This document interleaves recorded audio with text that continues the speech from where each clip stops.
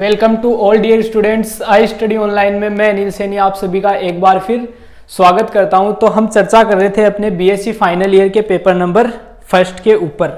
ठीक है, तो बीएससी फाइनल ईयर का पेपर नंबर फर्स्ट जिसका नाम क्या है, एब्स्ट्रैक्ट अलजेब्रा या अलजेब्रा, एक ही बात है। ठीक है, किसी को ये नाम नहीं जच रहा तो हटा भी सकता है, कोई बड़ी बात नहीं है। ठीक है, तो बात करते हैं अलजेब्रा की। कर रहे थे लास्ट क्लास में हमने इस अलजेब्रा का सिलेबस देखा था। ठीक है, सिलेबस के बारे में मैंने आपको बताया था कि कौन कौन से टॉपिक्स इसमें आपको पूछे जाते हैं। तो उस सिलेबस के अकॉर्डिंग हम पढ़ रहे हैं। तो जो स्टूडेंट राजस्थान से बाहर का है वो ये चेक कर लेना कि अपने कौन अलजेब्रा कौन से ईयर में चल रहा है, क्योंकि देखो चीजें सारी एक जैसी रहती है। अब अलजेब्रा कहीं सेकंड ईयर में चलता है, कहीं फर्स्ट ईयर में चलता है, कहीं कौन सी ईयर में चलता है, किसी के पेपर नंबर सेकंड होता है, किसी के पेपर नंबर थर्ड होता है। तो उसके लिए हमने सिलेबस का फर्स्ट वीडियो इसीलिए डाला है। तो उस सिलेबस को मैच कर लें अपने सिलेबस से। ठीक है, अगर सिलेबस है तो क्लासें कंटिन्यू लेते रहें, अगर सिलेबस आपका अलग है तो उस हिसाब से क्लासें अरेंज करें। ठीक है, तो एब्स्ट्रैक्ट अलजेब्रा की हम चर्चा कर रहे थे इसमें, और हमने लास्ट क्लास में चर्चा की थी इसके सिलेबस के ऊपर। हमने देखा था इसका क्या क्या सिलेबस रहता है, किस प्रकार से आपको एग्जाम में क्वेश्चंस पूछे जाते हैं, उसके ऊपर हमने चर्चा की थी। और उस क्लास में मैंने आपको बताया था कि अलजेब्रा एक ऐसा पेपर है जो मोस्ट इंपोर्टेंट पेपर रहता है बीएससी कि तीनों ईयर में सबसे ज्यादा मोस्ट इंपोर्टेंट पेपर यही रहता है, क्योंकि ये आगे जब जहां तक आप पढ़ते जाते हो सबसे ज्यादा वेटेज इसी का रहता है। चाहे नेट की तैयारी कर लो, चाहे गेट की कर लो, चाहे कहीं फर्स्ट ग्रेड भी दो, चाहे कुछ भी कर लो। ठीक है, आगे के लिए चाहे एमएससी का भी फर्स्ट पेपर यही रहता है। एमएससी में जाते हो आप, एमएससी प्रवेश में मैथमेटिक्स में, तो अलजेब्रा पेपर नंबर फर्स्ट आपके यही रहता है। पूरी की पूरी अलजेब्रा यही चलती है सेम। ठीक है, इसी का लेवल अपर लेवल उसमें आ जाता है। तो आपको क्या करना है, इस अलजेब्रा की क्लास से आपको सारी अटेंड करनी है। ठीक है, रेगुलर अटेंड करनी है। जिस दिन आप इसकी क्लास से अटेंड करना बंद कर दोगे या स्किप कर दोगे या रेगुलरिटी इसमें तोड़ दोगे तो ये पेपर आपके समझ से बाहर हो जाएगा, आपकी रेंज से बाहर हो जाएगा। फिर ये पेपर आपको कभी आगे भी समझ में नहीं आएगा। तो इसका यही तरीका है कि इसको आज से ही समझते हुए चले, इसको अच्छी तरीके से समझते हुए चले, आज से ही इसको समझते हुए चले। तो सिलेबस का वीडियो हमने डाला था। और मैं बता देना चाहूंगा कि टेलीग्राम का लिंक डिस्क्रिप्शन में दिया हुआ है। किसी भी प्रकार का कोई डाउट हो, कुछ भी पूछना हो तो टेलीग्राम पे आप मैसेज कर सकते हो। इंस्टाग्राम का भी लिंक दिया हुआ है, इंस्टाग्राम पे भी आप मैसेज कर सकते हो। तो काफ़ी ऑप्शंस आपके लिए अवेलेबल करवा रखे हैं। तो चर्चा करते हैं, आज स्टार्ट करेंगे इसकी unit number first. Unit number first की हम चर्चा करेंगे इसमें, जिसका मोस्ट इंपोर्टेंट पार्ट है ग्रुप थ्योरी। ग्रुप थ्योरी के बारे में मैंने बताया था कि सबसे इंपॉर्टेंट पार्ट इसी का रहता है। ठीक है, सबसे इंपॉर्टेंट पार्ट इसी में रहता है और ग्रुप सभी यूनिट में चलता है। तो इसको हमें ध्यान से समझना है। ठीक है, तो ग्रुप स्टार्ट करने से पहले हम पहले पीछे का एक दो क्लास में इसके बेसिक्स के बारे में पढ़ेंगे कि इसमें डायरेक्ट अपन ग्रुप स्टार्ट नहीं कर सकते। ठीक है, डायरेक्ट हम ग्रुप स्टार्ट नहीं कर सकते। पहले इसके बारे में ग्रुप में काम में आने वाली चीजों के बारे में पढ़ेंगे। ठीक है, कि ग्रुप में क्या क्या चीजें काम में आती है, उन चीजों के बारे में हम पढ़ेंगे। कि जैसे इसमें एक बाइनरी ऑपरेशन का काफी खेल रहता है, द्विविच्छर संक्रिया या द्वितीय आधारित संक्रिया जिसको बोलते हैं, उसका काफी बड़ा अहम रोल रहता है। ठीक है, अब वो पढ़ेंगे। अब द्विविच्छर संक्रिया पढ़ने से पहले इसमें एक कार्टेशियन गुणनफल आता है जिसको क्रॉस प्रोडक्ट बोलते हैं अपन। ठीक है, कार्टेशियन गुणा जिसको हम बोलते हैं। ठीक है, क्रॉस वाला। ठीक है, कार्तीय गुणनफल जिसको बोलते हैं, वो इसमें काफी अहम रोल अदा करता है। किसमें? द्विविच्छर संक्रिया में या बाइनरी ऑपरेशन में। ठीक है, तो द्विविच्छर संक्रिया पढ़ने के लिए भी इसमें मोस्ट रोल रहता है अरिक्त समुच्चयों का, रिक्त समुच्चयों का, या मेन मुद्दा ये कह दो कि समुच्चय का काफी अच्छा रोल इसमें रहता है। ठीक है, तो ग्रुप स्टार्ट करने से पहले अपन बेसिक से इसकी क्लासेस चालू करते हैं, ताकि आपको भविष्य में या जब भी अपन क्लास ले रहे हो तो चीजें अंडरस्टैंड करने में कोई डाउट आपको ना रहे, कोई दिक्कतें आपको ना हो, किसी प्रॉब्लम को आपको फेस ना करना पड़े कि सर हम तो फर्स्ट ईयर वाला भूल चुके, क्या था क्या नहीं था हमें तो याद ही नहीं है। हमें तो बेसिक से ही पूरा पढ़ना है। तो अलजेब्रा के लिए हम क्या करेंगे, जीरो से एकदम जीरो लेवल से लेकर ऊपर लेवल तक इसमें हम पढ़ेंगे, ठीक है। और ऊपर लेवल मतलब बीएससी का भी एक लेवल ऊपर ले लेंगे अपन, ताकि आपको आगे कोई इसमें डाउट ना रहे, कोई दिक्कत ना रहे। तो स्टार्ट करते हैं। सबसे पहले हम स्टार्ट करेंगे इस ग्रुप में, पीछे का थोड़ा सा मैटर हम रिवाइज कर लेते हैं। सेट से हम इसकी शुरुआत करेंगे, जिसको बोलते हैं समुच्चय, ठीक है। इस सेट से इसकी शुरुआत करते हैं। तो सेट की डेफिनेशन क्या होती है, ठीक है। जो समुच्चय है उसकी परिभाषा क्या होती है, तो समुच्चय की परिभाषा आज तक सब पढ़ते आए हैं कि वस्तुओं का एक सुव्यवस्थित जो कलेक्शन है, जो संग्रह है, वो क्या कहलाता है, सेट कहलाता है, समुच्चय कहलाता है। सब पढ़ते आए हो कि वस्तुओं का सुव्यवस्थित संग्रह समुच्चय कहलाता है। ये डेफिनेशन आज तक सब पढ़ते आए हो कि a well defined collection of things are called set. ये चीजें हम आज तक सभी पढ़ते आए हो, ठीक है। फर्स्ट ईयर में यही पढ़ा था कि वस्तुओं का सुव्यवस्थित या सुपरिभाषित संग्रह क्या कहलाता है, समुच्चय कहलाता है। ये हम आज तक सब पढ़ते आए हैं, ठीक है। अब इसमें एक आता है ये वेल डिफाइंड या सुव्यवस्थित, ठीक है। ये क्या है, इसके ऊपर भी हम चर्चा कर लेते हैं कि ये क्या है। कि हम इसको इतना भी तो बोल सकते थे कि वस्तुओं का संग्रह समुच्चय कहलाता है, ये भी तो हम बोल सकते थे। A collection of things are called set, ये भी बोल सकते थे, ठीक है। ये क्यों लगाया, कहां जरूरत पड़ गई ये लगाने की, ये वेल डिफाइन लगाने की क्यों जरूरत पड़ गई, ठीक है। ये जरूरत इसलिए पड़ी कि जो भी कलेक्शन आप ले रहे हो वो सारा का सारा कलेक्शन क्या होना चाहिए, उसमें जितनी भी वस्तुएं हैं वो सारी डिफाइन होनी जरूरी है, वो एक व्यवस्थित होनी चाहिए। मतलब वो किसी ना किसी रूल को फॉलो करनी चाहिए।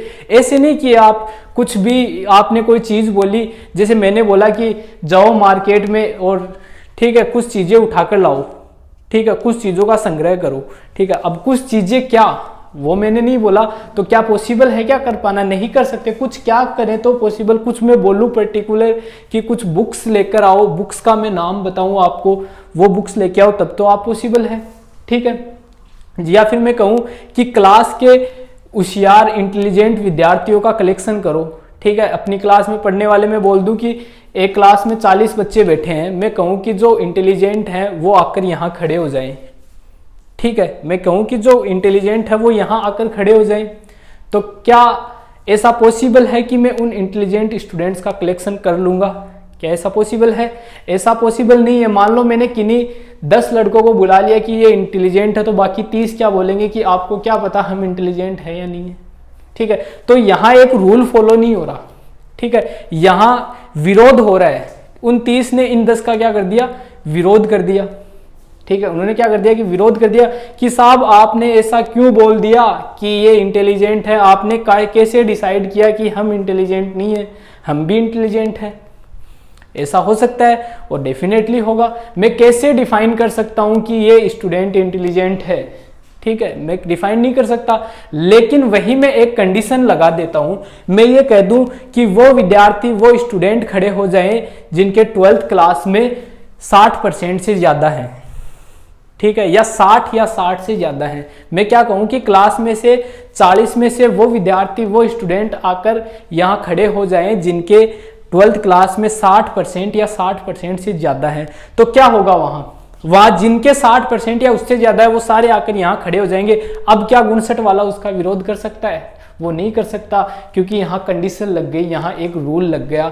तो ये कलेक्शन जब मैं करूंगा उन स्टूडेंट का 60 या 60 से अधिक वालों का, तो वो क्या हो जाएगा, एक वेल डिफाइंड कलेक्शन हो जाएगा, ठीक है। वहां कोई विरोध नहीं कर सकता, ठीक है। एक एग्जाम्पल मैं और लेता हूं। मान लो मैं कहूं दुनिया के सबसे खतरनाक जानवरों का आप संग्रह करके लाओ। मैं क्या कहूंगा कि दुनिया के सबसे खतरनाक जानवरों का आप कलेक्शन करके लाओ। क्या करके ला सकते हो? बिल्कुल नहीं ला सकते। आप कैसे डिफाइन करोगे कौन खतरनाक है कौन नहीं है? कितने करोगे? नहीं कर पाओगे। क्लियर सभी स्टूडेंट को। तो ये चीज़ें क्या है, एक वेल डिफाइन को फॉलो करती है कि कहीं ना कहीं आप कोई कंडीशन लगा देते हो वहाँ, तो वो क्या हो जाता है, पूरा वेल डिफाइन हो जाता है। जैसे बात करते हैं नेचुरल नंबर्स का कलेक्शन, ये वेल डिफाइन है नहीं है, ये बिल्कुल वेल डिफाइंड है। यहाँ तो कंडीशन ही लगा दी कि जो भी कलेक्शन आपको लेना है वो सारा कैसा लेना है, नेचुरल नंबर का लेना है, मतलब उसमें कैसे होने चाहिए, नेचुरल नंबर ही होने चाहिए। ठीक है, तो ये क्या हो गया, नेचुरल नंबर्स का एक सेट हो गया। क्लियर सभी स्टूडेंट को। तो सेट क्या कहलाता है कि वस्तुओं का सुव्यवस्थित संग्रह क्या कहलाता है, सेट कहलाता है या समुच्चय कहलाता है। तो समुच्चय की परिभाषा सभी स्टूडेंट को समझ में आई होगी। तो सबसे पहले ग्रुप में यही स्टार्ट होता है, एक समुच्चय से ही ग्रुप स्टार्ट होता है। तो इसीलिए आपको इस समुच्चय की परिभाषा मैंने बताई है। इसमें कुछ और चीजें हम पढ़ते हैं, थोड़ा और आगे बढ़ते हैं। तो ध्यान रखना, जो समुच्चय है, समुच्चय को हमेशा कैपिटल लेटर्स से लिखा जाता है। ठीक है, इसको हमेशा किससे लिखा जाता है, कैपिटल लेटर से लिखा जाता है। और इसके अवयवों को हमेशा स्मॉल लेटर से लिखा जाता है। इसके अवयवों को, समुच्चय के अवयव किससे लिखे जाएंगे, स्मॉल लेटर से, और पूरा किससे डिनोट होगा, कैपिटल लेटर से। ये चीज आपको एक याद रखनी है। ठीक है, और थोड़ा और आगे बढ़ते हैं। और ये कहता है साहब कि ये हमेशा इस ब्रैकेट में लिखा जाता है। ठीक है, ये मझला कोष्ठक बोलते हैं ना इसको, इस ब्रैकेट में हमेशा ये लिखा जाता है। ये गलत है। ठीक है, अगर मैं कहूँ कि कोई सेट है आपके पास A बराबर ABCD, तो क्या ये सही है, ये बिल्कुल सही नहीं है, ये गलत है। ठीक है, सेट हमेशा A बराबर ABCD, तो ये एकदम सही है, ऊपर वाला क्या है, गलत है। तो ये चीजें भी आपको ध्यान में रखनी है। ठीक है, थोड़ा और आगे बढ़ते हैं, तो इस पे भी थोड़ी और चर्चा करते हैं अपन। अब देखना, एक ये कुछ रूल के अकॉर्डिंग भी लिखा जाता है, जैसे A बराबर x एक प्राकृत संख्या है। ठीक है, ये क्या बोल रहा है, x, और x के बारे में क्या कहा है, x एक प्राकृत संख्या है, यानी कि x बिलोंग्स टू n, यानी कि क्या है, x कोई एक प्राकृत संख्या है। ये भी क्या हो गया, एक से का प्राकृत संख्या कोई भी हो सकती है, एक से लेकर अनंत तक होती है, तो उनमें से कोई भी हो सकती है। क्लियर होगा सभी स्टूडेंट को। अब थोड़ा और आगे बढ़ते हैं, तो देखना, अब मान लो आपको कोई एक सेट दिया हुआ है A बराबर ABCD। क्लियर सभी स्टूडेंट को। तो ये इस प्रकार से भी लिखा जाता है, A belongs to A, B belongs to A, C belongs to A and D belongs to A।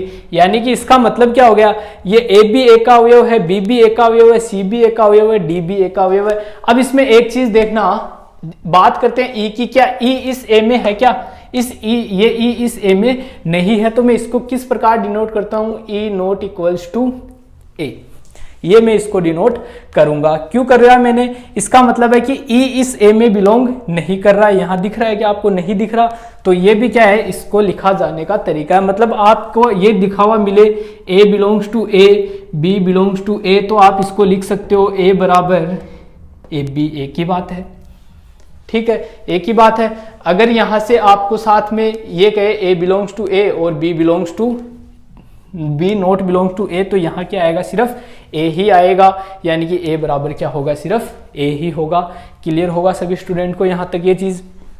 अब थोड़ा और आगे बढ़ते हैं, तो मेरे ख्याल से इतनी चीजें तो समझ में आ गई। देखो थोड़ा सा फास्ट चल रहे हैं अपन, ठीक है, क्योंकि ज्यादा क्लास इसमें हम नहीं देंगे। ठीक है, बस एक क्लास ही इसकी रखेंगे आज वाली बेसिक में। ठीक है, ये बेसिक की क्लास रहेगी। ठीक है, अब थोड़ा और आगे बढ़ते हैं। देखना, इसमें कुछ सेट्स के प्रकारों की बात करते हैं अपन, टाइप्स ऑफ सेट।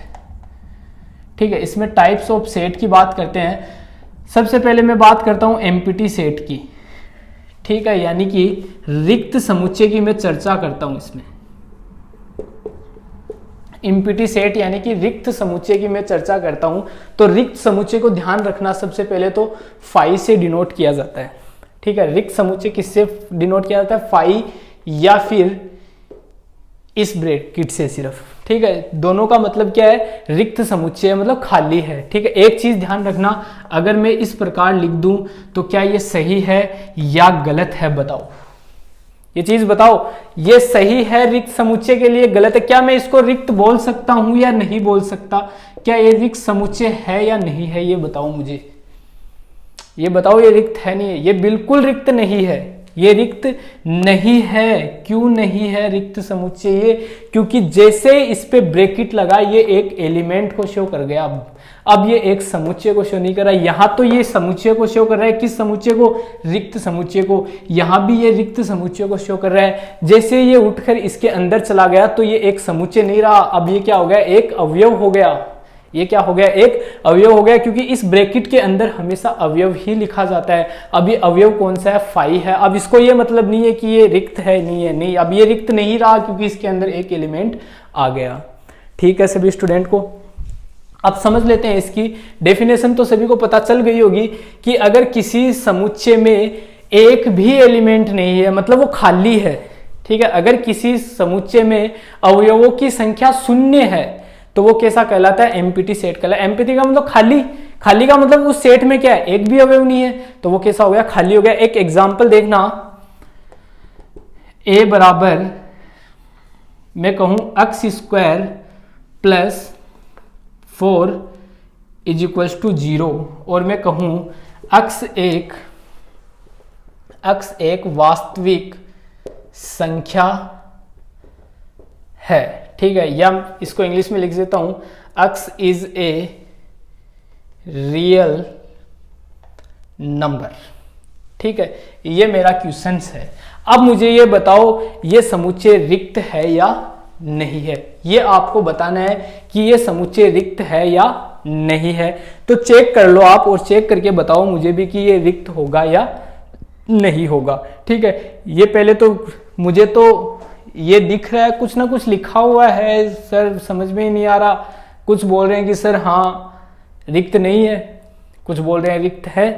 ठीक है, तो किसका क्या जवाब है उसका अपन डिफाइन कर लेते हैं कि कौन सही है कौन गलत है। ए बराबर देखना आपको क्या दिया हुआ, इस समीकरण को सोल्व कर लो और x का मान निकाल लो। ठीक है, यहां से देखना x स्क्वायर प्लस 4 बराबर क्या मिला? 0। x स्क्वायर बराबर क्या मिला? -4। तो x बराबर आपको क्या मिलेगा दोस्तों? एक इमेजिनरी नंबर मिलेगा। एक क्या मिलेगा? इमेजिनरी मिलेगा, क्योंकि यहाँ इसका मान अंडर में -4 जाएगा, जो बाहर आएगा तो किस में मिलेगा? आपको कॉम्प्लेक्स मिले आइटा मिलेगा। ठीक है, और आइटा कैसा होता है? इमेजिनरी होता है। ठीक है, यानी कि कैसा होता है? काल्पनिक। तो x का मान मुझे कैसा मिला? यहां से काल्पनिक। लेकिन इसने कंडीशन क्या दी? x का मान क्या होना चाहिए? इसमें वास्तविक होना चाहिए, लेकिन आ कैसा रहा है? काल्पनिक आ रहा है। तो क्या मैं यहां से कोई वैल्यू उठा के लिख सकता हूं? इसमें कुछ भी नहीं लिख सकता, क्योंकि वैल्यूज मुझे कैसी मिल रही है? काल्पनिक। इसने क्या कहा है कि x की वही वैल्यू लो जो कैसी हो? वास्तविक हो। लेकिन यहां कुछ वास्तविक है क्या? कुछ नहीं है वास्तविक, वास्तविक कुछ नहीं है। तो ए का मान क्या मिल रहा है आपको? कुछ नहीं मिल रहा, कुछ नहीं मिल रहा। तो ए कैसा हो गया? रिक्त। मतलब ये समुच्चय कैसा है? रिक्त है।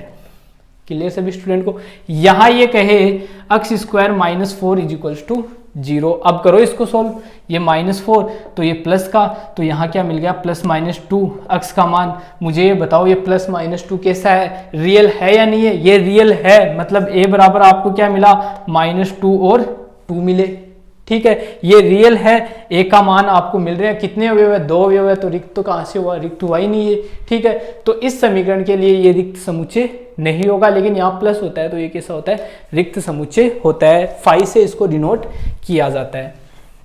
तो समझ में आया होगा ये क्वेश्चन भी, यहाँ तक ये चीज भी समझ में आई होगी सभी स्टूडेंट को। अब मैं थोड़ा और आगे बढ़ता हूं और अब चर्चा करते हैं अपन सिंगल सेट की, सिंगलटन सेट या एकल समुच्चय। बात करते हैं सिंगलटन सेट या एकल समुच्चय। इसकी भी हम चर्चा कर लेते हैं कि ये क्या होता है। ठीक है, तो ये वही चीज होती है कि साहब अगर रिक्त में तो क्या था? खाली था। एकल का मतलब जिसमें क्या हो? एक ही अवयव हो, यानी कि ऐसा समुच्चय जिसमें केवल एक ही अवयव हो, वो कैसा कहलाता है? सिंगलटन सेट कहलाता है, एकल समुच्चय कहलाता है। ठीक है, यानी कि a बराबर अगर a है, ये कैसा है? एक सिंगलटन सेट है, मतलब जिसमें एक ही अवयव हो, वो कैसा कहलाता है? एकल या सिंगलटन कहलाता है। क्लियर सभी स्टूडेंट को? एक एग्जांपल देखना इसका। a बराबर x square -4 is equal to 0। x एक प्राकृत संख्या है, अक्स एक कैसी है, प्राकृत संख्या है। अक्स कैसी दी हुई है, मुझे एक प्राकृत संख्या दी हुई है, इस समीकरण को सोल्व करो। पहले तो मुझे ये बताओ ये सिंगलटन है या नहीं है, किस प्रकार का ये सेट है, ये चीज मुझे आप बताइए। कुछ सेकंड्स का वक्त है, आप कमेंट में कमेंट करके बताइए ये किस प्रकार की संख्या आपको मिल रही है। तो देखो समीकरण को सोल्व कर लो, जो भी समीकरण आपको दी हुई है उस समीकरण को आप क्या कर लो, सोल्व कर लो। तो x square minus 4 is equals to 0, यहां से x square is equals to 4, तो एक्स बराबर प्लस माइनस 2। ठीक है, कितनी वैल्यू मिल रही है एक्स की, 2 वैल्यू आपको मिल रही है। तो यहां वैल्यू भरो, ठीक है, अक्स का मान उठाओ, अक्स का मान इन दोनों वैल्यू, 2 वैल्यू आपको कौन सी मिल रही है, एक तो 2, एक माइनस 2। ये क्या कह रहा है, अक्स का वो मान लो जो एक प्राकृत संख्या है। इसमें प्राकृत संख्या कौन सी है, माइनस वाली है क्या, नहीं है, प्लस वाली है क्या, है। इन दो में से कौन सी वैल्यू मैं ले सकता हूं, सिर्फ 2 ही मुझे लेने की क्या है, आवश्यकता नहीं, सॉरी कंडीशंस है। ठीक है, कंडीशन क्या कह रही है कि 2 ही लेना है प्लस का, क्योंकि प्राकृत कैसी है, प्लस की है। तो एक में कितने अवयव हैं, एक अवयव है, एक अवयव है, तो ये कैसा हो गया, एकल समुच्चय हो गया। मतलब ये कैसा हो गया, सिंगलटन सेट हो गया। ये क्लियर होगा सभी स्टूडेंट को ये चीज भी कि ए बराबर कैसा है, 2 है, मतलब एक ही अवयव है, अवयव कैसा है, एक ही है, तो ये कैसा हो गया, सिंगलटन सेट हो गया। अब थोड़ा और आगे बढ़ते हैं। आगे बढ़ने से पहले हम चर्चा कर लेते हैं एक बार उप समुच्चय की। इसके कुछ प्रकार टाइप्स और रह जाते हैं, मैं क्या करता हूं आपको उप समुच्चय के बारे में बता देता हूं। ठीक है, तो वो क्या हो जाएगा, अपना कुछ चीजें एक साथ क्लियर हो जाएगी। पहले हम चर्चा कर लेते हैं उप समुच्चय के बारे में। ठीक है, अब उप समुच्चय क्या कहता है, उप समुच्चय कहता है कि साहब मान लो मेरे पास 2 सेट है ए तथा बी, मेरे पास 2 सेट है ए तथा बी। अगर इस ए के सारे अवयव मुझे इस बी में मिल जाते हैं, ठीक है, अगर मुझे इस ए के सारे अवयव इस बी में मिल जाते हैं, तो मैं क्या कहूंगा, ये ए इस बी का उप समुच्चय है। ठीक है, ये ए इस बी का उप समुच्चय है। मान लो ये कोई सेट ए है, ठीक है, और ये कोई सेट बी है। ठीक है, मान लो ये कोई 2 बॉक्स है, ठीक है, ये कोई 2 बॉक्स है।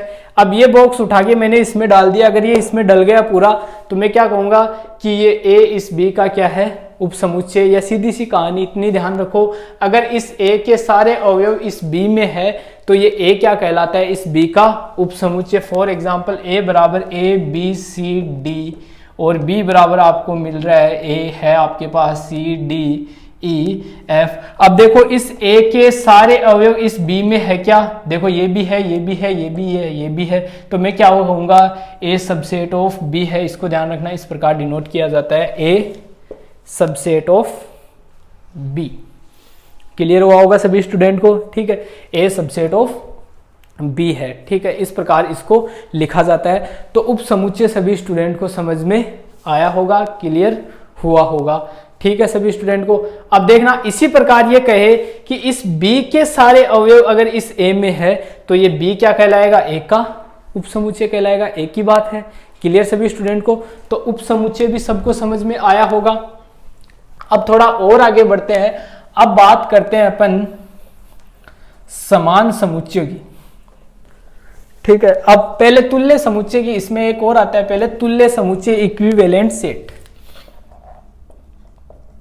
इक्विवेलेंट सेट जिसको बोलते हैं तुल्य समुच्चय, इसकी भी हम चर्चा कर लेते हैं कि इक्विवेलेंट क्या होता है, तुल्य क्या होता है। तो इसके बारे में देखना, अगर साहब कोई 2 समुच्चय है मेरे पास ए और बी, ठीक है, अगर इन दोनों समुच्चयों में नंबर ऑफ एलिमेंट्स अगर सेम है, तो ये कैसे कहलाएंगे, तुल्य समुच्चय कहलाएंगे। मतलब अवयवों की संख्या दोनों में समान है। ये क्या कह रहा है, सिर्फ अवयवों की संख्या से मतलब है इसको, इसको किससे मतलब है, सिर्फ अवयवों की संख्या से मतलब है कि अवयवों की संख्या समान होनी चाहिए, बाकी इसको किसी चीज से कोई मतलब नहीं है। मतलब वो अवयव समान है या नहीं है उससे मतलब नहीं है, बस इन दोनों में अवयवों की संख्या क्या होनी चाहिए, समान होनी चाहिए। अगर इसमें 4 अवयव है तो इसमें भी कितने होने चाहिए, 4 होने चाहिए। अगर इसमें 5 है तो इसमें भी कितने होने चाहिए, 5 होने चाहिए। अगर दोनों में नंबर ऑफ एलिमेंट सेम है तो ये क्या कहलाएंगे, तुल्य समुच्चय कहलाएंगे, इक्विवेलेंट सेट कहलाएंगे। तो समझ में आ गया होगा, इसको ज्यादा समझाने की जरूरत नहीं है। आगे आता है इसमें सिमिलर सेट या इक्वल सेट या समान समुच्चय, या क्या बोलते हैं इसको, समान समुच्चय हम बोलते हैं। क्लियर सभी स्टूडेंट को। अब इसको समझते हैं। अब इक्विवेलेंट तो क्या कह रहा था कि मुझे तो साहब इतना ही मतलब है कि दोनों में अवयवों की संख्या समान होनी चाहिए, लेकिन समान समुच्चय का मतलब तो दिख रहा होगा कि दोनों समान होने चाहिए। कि दोनों कैसे होने चाहिए, समान होने चाहिए। कहने का मतलब ए में जो आदमी बैठे हैं वही किस में बैठे होने चाहिए, बी में होने चाहिए। मतलब ए में जो एलिमेंट है वही एलिमेंट किस में होने चाहिए, बी में होने चाहिए। कहने का मतलब ए और बी, अगर मेरे पास कोई दो सेट है ए और बी, तो इन दोनों में अवयव कैसे होने चाहिए, एक जैसे होने चाहिए, एक समान होने चाहिए, अलग अलग नहीं होनी चाहिए। ये चीज आपको ध्यान में रखनी है। फॉर एग्जाम्पल ए बराबर अगर आपके पास है ए बी सी डी, ठीक है, और बी बराबर भी क्या है आपके पास, ए बी सी डी, तो ये कैसे हो गए, ये समान समुच्चय हो गए दोस्तों। ये कैसे हो गए, समान समुच्चय हो गए। ठीक है, समान समुच्चय हो गए। अब इसमें एक चीज आपको और दिख रही होगी कि साहब समान है, नंबर गिनो 1 2 3 4, 1 2 3 4, एलिमेंट्स ऑफ नंबर भी क्या है, सेम है। मतलब समान समुच्चय कैसा होता है, तुल्य भी होता है, इक्विवेलेंट भी होता है। क्यों होता है कि जब साहब दोनों में अवयव समान होंगे तो ऑब्वियसली उनकी संख्याएं तो समान होगी, तभी तो समान होंगे। ठीक है, जैसे इसमें ए बी सी डी है, इसमें भी ए बी सी डी है, तो समान हो गए।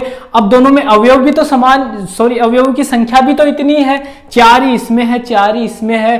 तुल्य को तो किससे मतलब है, नंबरों से मतलब है कि इसमें अगर 4 अवयव है तो इसमें भी 4 ही होने चाहिए। ये कैसे है उससे मुझे मतलब नहीं है, ये कौन कह रहा है, ये तुल्य कह रहा है कि कैसे है, जैसे भी है, हमें मतलब नहीं है साहब। हमें मतलब किससे है, हमें तो मतलब है कि नंबर समान होने चाहिए बस। ठीक है, नंबर कैसे होने चाहिए, समान होने चाहिए, और हमें किसी चीज से कोई लेना देना नहीं है, बाकी कैसे भी हो। ठीक है, लेकिन समान क्या कहता है, समान ये कहता है कि नंबर तो सेम अपने आप ही हो जाएंगे अगर ये दोनों कैसे हैं, एक जैसे हैं। ठीक है, तो मैं क्या कह सकता हूं कि हर एक समान समुच्चय कैसे होता है, तुल्य समुच्चय भी होता है। या आप नोट लगा के इसमें एक चीज लिख सकते हो, वो क्या लिख सकते हो कि समान समुच्चय में नंबर ऑफ एलिमेंट्स हमेशा क्या होंगे, समान होंगे। नंबर ऑफ एलिमेंट्स क्या होंगे, बराबर होंगे। ये आप किसमें लिख सकते हो, नोट लगा के इसमें लिख सकते हो। तो ये भी चीज क्लियर होगी सभी स्टूडेंट को। ठीक है, अब इसमें लास्ट में और आता है एक भाई साहब उठ के परिमित। पहले एक चीज और देखना, अब इस समान समुच्चय में वापस आओ एक बार।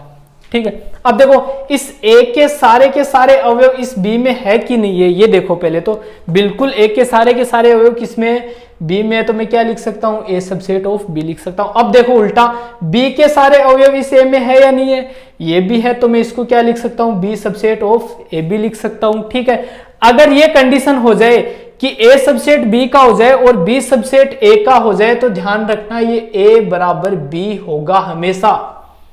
ठीक है, दिख रहा है आपको, बराबर है। ठीक है, ए सबसेट ऑफ बी भी है, बी सबसेट ऑफ ए भी है, तो दोनों क्या होंगे, बराबर होंगे। ये यदि और केवल यदि की कंडीशन होती है।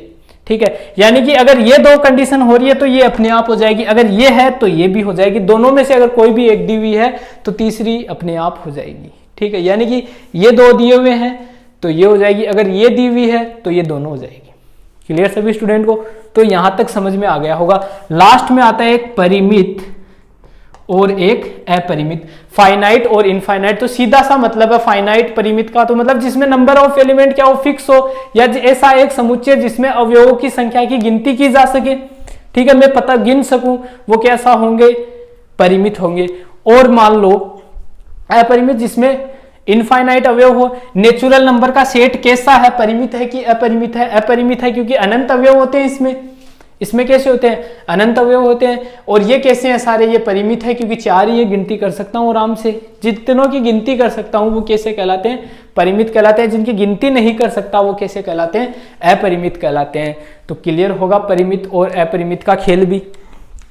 अब इसमें सेट की बात अपन कंप्लीट कर चुके हैं, ठीक है, सेट अपना कंप्लीट हो चुका है। अब आता है इसमें कार्टेशियन प्रोडक्ट, ठीक है, कार्तीय गुणनफल, उसके बारे में भी अपन पढ़ लेते हैं। बात करते हैं साहब कार्टेशियन प्रोडक्ट की, ठीक है, या जिसको बोलते हैं कार्तीय गुणनफल।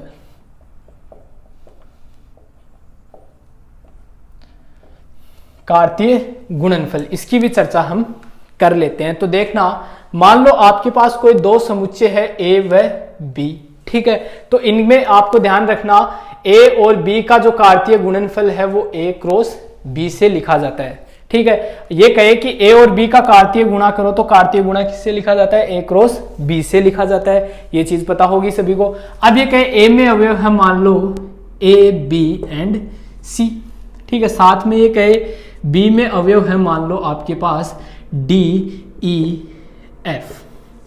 क्लियर सभी स्टूडेंट को, तो बोले इनका कार्तीय गुणनफल लिखो ए क्रॉस बी बराबर, तो क्या आएगा, ए को डी के साथ, ए को ई के साथ, ए को एफ के साथ, यानी कि ए डी फिर ए ई फिर ए एफ, ठीक है। फिर बी को ले लो तीनों के साथ, यानी कि बी डी फिर बी ई फिर बी एफ। फिर सी को ले लो तीनों के साथ, यानी कि C D C E and C F. ये क्या होगा, इन दोनों का कार्तीय गुणनफल होगा, क्रॉस प्रोडक्ट होगा। यहां से देखना ए डी किस में है, ए क्रॉस बी में है, ए ई किस में है, ए क्रॉस बी में है। क्लियर सभी स्टूडेंट को।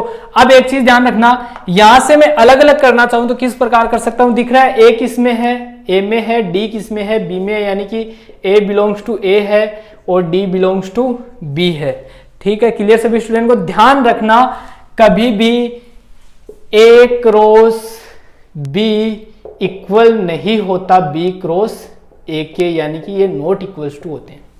क्लियर सभी स्टूडेंट को। यहां से ध्यान रखना ए पहले आ रहा है तो ये पहले वाले अवयव सारे किसके होंगे, ए के होंगे, ठीक है। अगर ए पहले आ रहा है तो इसमें ये पहले वाले सारे अवयव किसके होंगे दोस्तों, ये सारे के सारे एक के होंगे, ठीक है। और जो बाद में आ रहा है तो बाद वाले अवयव किसके होंगे, उस बाद वाले के होंगे। क्लियर सभी स्टूडेंट को। अब कहानी बदल जाती है, अगर मैं यहां बी क्रॉस ए कर देता हूं तो कहानी बदल जाती है। कहानी कैसे बदलेगी, अब ये ए किसका अवयव होगा, अब ये बी का होगा, अब ये ए किसका होगा, बी का होगा, ये बी किसका होगा, बी का होगा, ये सी किसका होगा, बी का होगा। यानी कि मैं क्या कह सकता हूं, A cross B not equals to होता है किसके, हमेशा बी क्रॉस ए के। क्लियर सभी स्टूडेंट को। तो ये हो गई अपनी सेट की क्लास, समुच्चय की क्लास और कार्तीय गुणनफल की क्लास आज की, ठीक है। तो एक क्लास में हमने काफी कुछ पढ़ लिया, काफी कुछ बेसिक को अपन ने पढ़ा है। अब किसी स्टूडेंट के ये है कि सर मुझे तो ये चीजें और बेसिक से पढ़नी है, अब दिमाग में आ रहा होगा कि सर मुझे तो ये चीजें और भी जाननी है, मुझे तो इनसे रिलेटेड और भी चीजें जाननी है, मुझे तो इस कार्तीय गुणनफल के और एग्जाम्पल चाहिए, मुझे तो परिमित के एग्जाम्पल चाहिए, मुझे तो एकल समुच्चय के भी और एग्जाम्पल चाहिए, मुझे तो ये पूरे के बढ़िया तरीके से, मुझे एकदम अच्छी तरीके से मुझे ये क्लियर करना है। अब किसी के दिमाग में ये कि सर मुझे तो ये बढ़िया तरीके से क्लियर करना है, आपने तो काफी छोटा से तरीके से काफी एक 30-35 मिनट की क्लास में पूरा का पूरा बता दिया, जबकि ये तो काफी बड़ा है टॉपिक। तो उसके लिए क्या करना, आपको बीएससी फर्स्ट ईयर की मैथमेटिक्स नाम से प्लेलिस्ट है, बीएससी फर्स्ट ईयर मैथ्स इस नाम से प्लेलिस्ट है, ठीक है। इसके अंदर ये चीजें 4 क्लासों में बताई हुई है, ठीक है। इस सेट को मैंने बीएससी फर्स्ट ईयर में 4 क्लासों में बताया है, ठीक है। तो class number 1, class number 2, class number 3, class number 4, ये चारों क्लास सेट के ऊपर है आपकी, ठीक है, तो देख लेना, बड़ा सा थंबनेल लगाओ, उस पर लिखा हुआ है बड़े अक्षरों में SET, set, class number first, class number second, class number third, class number fourth. ठीक है, उसमें काफी डिटेल से काफी सारे एग्जाम्पल्स के साथ पूरी तरह चीजें बताई गई। इसमें और भी बहुत सी चीजें हैं। ये जो लिखा है इसको कर्मित युग्म बोलते हैं, इसको ऑर्डर्ड पेयर बोलते हैं। ठीक है, ये क्या है, ऑर्डर्ड पेयर है। ये तो ऑर्डर्ड पेयर मैंने यहां नहीं बताया। ठीक है, अगर ये चीजें सारी आपको जाननी है और डिटेल में, ठीक है, अच्छी तरीके से कि बाल की खाल निकालनी है, तो वहां जाओ, उन 4 क्लासों को देखो, इतना ही टाइम लगेगा, 2 या 2.5 घंटे, काफ़ी चीज़ें अच्छे से आपको क्लियर हो जाएगी। लेकिन ये इतना भी आपके लिए सफिशियंट है। इससे और एक्स्ट्रा पढ़ना है तो वहां जाए, इतने में हम काम चला लेंगे। अब आगे वाली क्लास हम पढ़ेंगे बाइनरी ऑपरेशन के ऊपर। ठीक है, ग्रुप में सबसे पहले डेफिनेशन में बाइनरी ऑपरेशन का काफी रोल रहता है, तो आगे वाली क्लास होगी अपनी बाइनरी ऑपरेशन के ऊपर, द्विचर संक्रिया या द्विआधारी संक्रिया, जिसको हम काफी डिटेल में पढ़ेंगे, काफी अच्छे से एग्जाम्पल्स के साथ हम उसको पढ़ेंगे। तो मिलते हैं अगली क्लास में बाइनरी ऑपरेशन के साथ। तब तक के लिए आपका दिन शुभ रहे। धन्यवाद।